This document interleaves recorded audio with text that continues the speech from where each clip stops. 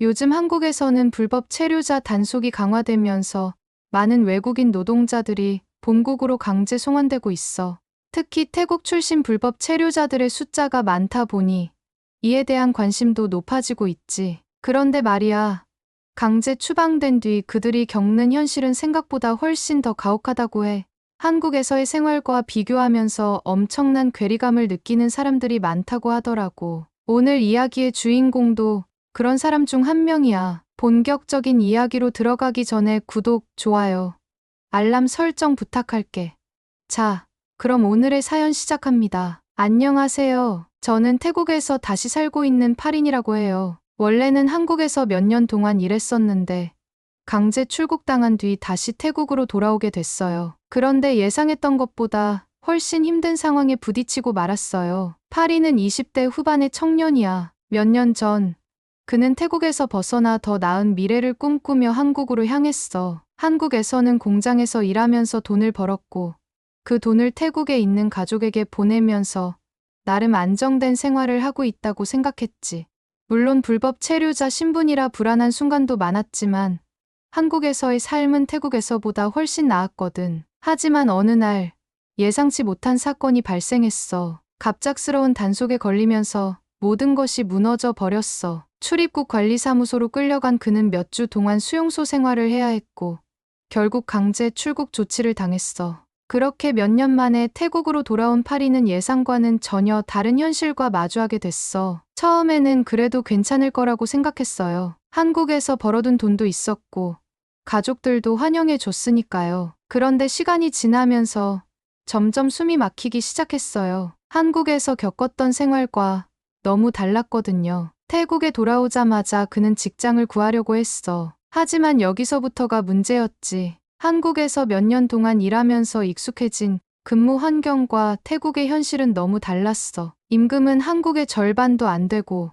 근무 조건도 열악했어. 무엇보다 한국에서 일했던 경력은 태국에서 거의 인정되지 않았어. 한국에서는 일한 만큼 월급을 받을 수 있었어요. 야근을 하면 야근 수당도 제대로 나왔고 공장에서 일하더라도 기본적인 복지가 보장됐죠. 그런데 여기선 그런 게 없어요. 최저임금도 낮고 야근을 해도 추가 수당이 없거나 겨우 몇 푼 더 받을 뿐이에요. 처음에는 정말 적응이 안 됐어요. 그뿐만이 아니었어. 태국에서의 사회적 시선도 그를 힘들게 했어. 한국에서 돈을 벌어 돌아온 사람은 성공했다는 인식이 있었기 때문에 주변 사람들은 그가 꽤 많은 돈을 모아왔을 거라고 생각했어. 하지만 강제 출국을 당하면서 가진 돈도 대부분 사라졌고 이제는 오히려 생활비 걱정을 해야 하는 처지가 되어버렸지. 친구들이나 친척들이 자꾸 물어봐요. 한국에서 몇 년이나 있었는데 돈 많이 벌어왔겠네 라고요. 그런데 현실은 그렇지 않거든요. 한국에서 생활비도 많이 들었고 강제 출국당할 때 제대로 정리도 못했어요. 가진 돈도 얼마 안 남았어요. 그런데 사람들은 제가 돈이 많을 거라고 생각하니까 부담스럽더라고요. 시간이 갈수록 파리는 더 깊은 고민에 빠졌어. 한국에서의 기억이 자꾸 떠올랐고 다시 한국으로 돌아가고 싶은 마음이 간절해졌어. 하지만 이미 한번 강제 출국을 당한 상태라서 다시 한국에 가는 것은 거의 불가능했지.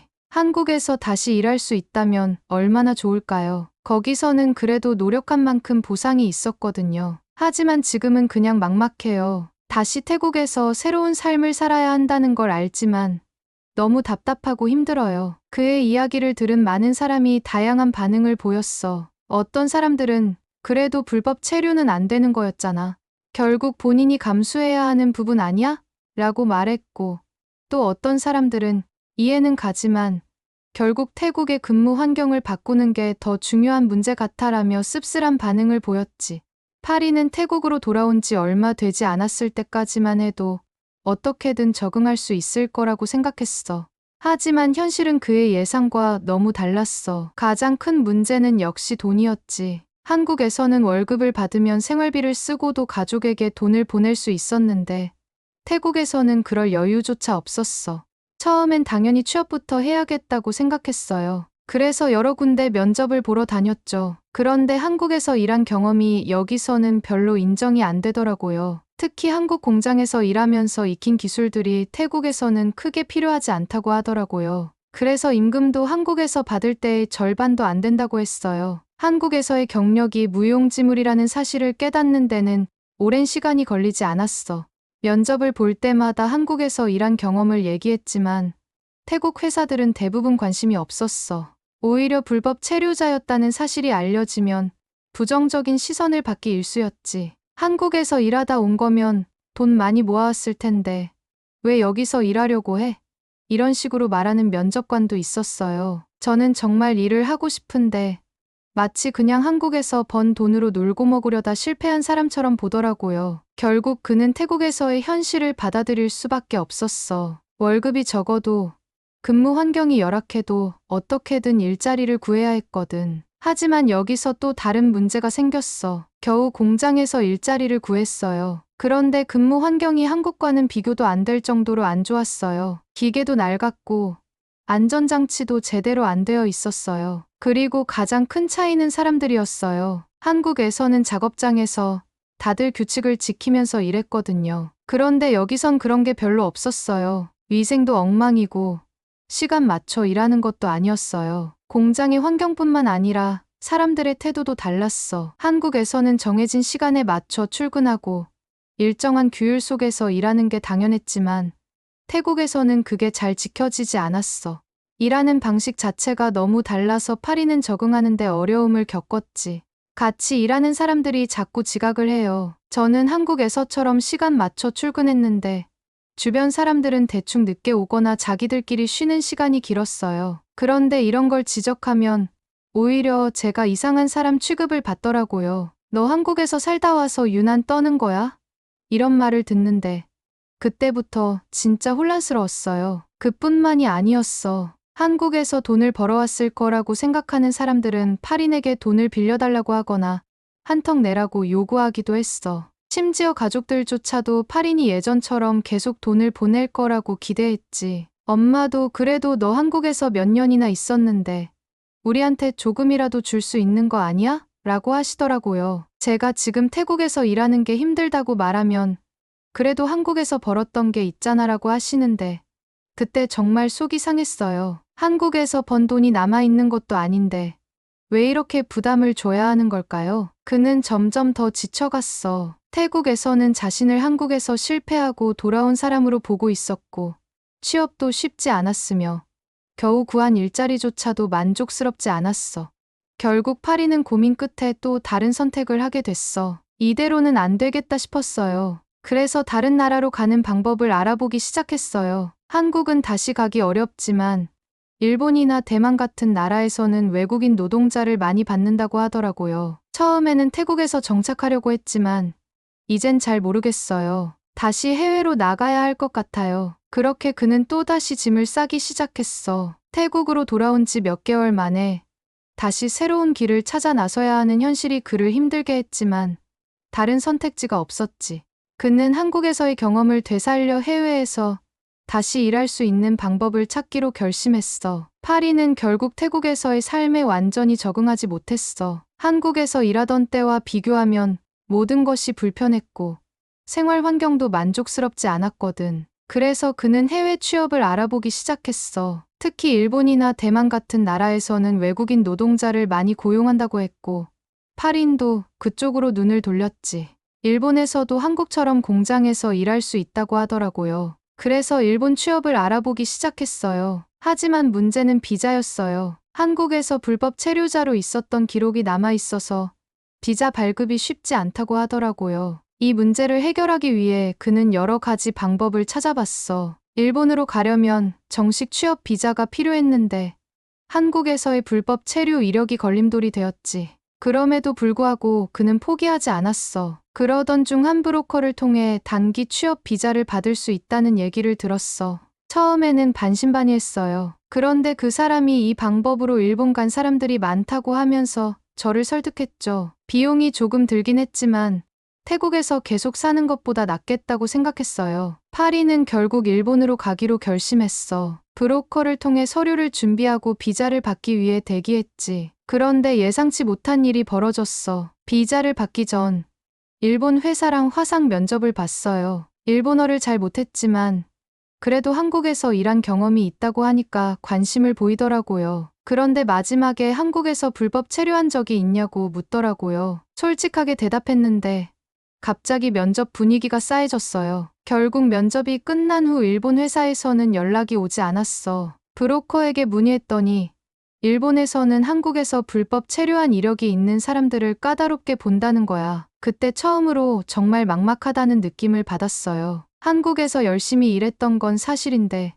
불법 체류를 했다는 이유로 아무것도 할 수 없게 됐어요. 태국에서도 인정받지 못하고 다른 나라에서도 환영받지 못하고 도대체 나는 어디로 가야 하는 걸까요? 그는 고민 끝에 다시 태국에서 다른 일을 찾기로 했어. 하지만 마음 한편에는 여전히 한국에 대한 미련이 남아 있었어. 한국에서 일했던 기억, 거기서 보냈던 시간들이 머릿속을 떠나지 않았거든. 한국에서는 정말 많은 걸 배웠어요. 일하는 방식, 사람들과의 관계, 그리고 노력한 만큼 대가를 받을 수 있다는 점, 그게 너무 그리워요. 태국에서는 그런 게 없어요. 노력해도 보상이 없고 사람들은 그냥 현실에 안주하려고만 해요. 저는 다시 한국에 가고 싶어요. 하지만 현실적으로 한국에 다시 갈 방법은 거의 없었어. 강제 출국된 기록이 있기 때문에 취업 비자를 받는 건 불가능했고 관광 비자로 입국하는 것도 어려웠지. 주변에서는 그냥 태국에서 정착하라고 했지만 파린의 마음은 점점 더 불안해졌어. 태국에서 계속 살아야 한다는 걸 알지만 솔직히 답답해요. 한국에서의 생활이 너무 좋았거든요. 단순히 돈을 많이 벌어서가 아니라 거기서는 정말 내가 살아있다는 느낌이 들었어요. 그런데 태국에서는 그게 안 돼요. 그냥 하루하루 버티는 느낌이에요. 그의 고민은 깊어졌어. 태국에서의 삶을 받아들이고 적응해야 하는 걸까? 아니면 다시 해외로 나갈 방법을 찾아야 하는 걸까? 그의 머릿속은 혼란스러웠어. 파리는 다시 해외로 나가는 꿈을 완전히 포기할 수 없었어. 일본 취업이 어려워진 후에도 그는 계속해서 방법을 찾아봤지. 그러던 중 태국 내에서도 한국과 관련된 일을 할 수 있다는 사실을 알게 됐어. 인터넷을 찾아보니까 태국에도 한국 기업이 꽤 있더라고요. 한국 음식점이나 한국 제품을 파는 가게들도 많고요. 그래서 혹시나 하는 마음에 한국과 관련된 일을 알아보기 시작했어요. 그렇게 해서 그는 방콕에 있는 한 한국 식당에서 일자리를 구했어. 처음엔 단순히 서빙이나 주방 보조 같은 일부터 시작했지. 한국에서 일했던 경험 덕분에 기본적인 한국어 회화가 가능했고 그것 덕분에 사장님에게 좋은 인상을 남길 수 있었어. 사장님이랑 직원들이 다 한국 분들이었어요. 처음에는 좀 어색했는데 그래도 한국에서 일했던 경험이 있어서 금방 적응할 수 있었어요. 사장님도 제가 한국에서 일한 경험이 있다고 하니까 관심을 보이셨고요. 그렇게 한국 식당에서 일하면서 그는 조금씩 자신감을 되찾기 시작했어. 비록 한국에 직접 갈 수는 없었지만 한국 사람들과 함께 일하고 한국 문화를 접하면서 어느 정도 위안을 얻을 수 있었지. 그리고 그는 또 다른 기회를 발견했어. 식당에서 일하다 보니까 한국 사람들이 태국에서 사업을 많이 한다는 걸 알게 됐어요. 특히 태국으로 수출하는 한국 제품이 많더라고요. 그래서 혹시 한국과 관련된 무역회사 같은 곳에서 일할 수 있지 않을까 싶었어요. 그는 다시 취업 시장을 뒤지기 시작했어. 그리고 결국 한국 화장품을 수입해 태국에서 판매하는 한 회사에서 일할 기회를 얻게 됐지. 비록 대기업은 아니었지만 그래도 한국과 관련된 일을 할 수 있다는 점이 매력적이었어. 인터뷰를 봤는데 한국에서 일한 경험이 큰 도움이 됐어요. 한국 공장에서 일했던 경험도 인정받았고 한국 제품에 대한 이해도가 높다는 점이 플러스 요인이 됐죠. 결국 그 회사에서 일할 수 있게 됐어요. 그렇게 해서 파리는 결국 태국에서 새로운 길을 찾게 됐어. 물론 한국에서 다시 일하고 싶은 마음이 완전히 사라진 건 아니었지만 적어도 이제는 태국에서도 나름의 기회를 만들 수 있다는 걸 깨닫게 됐지.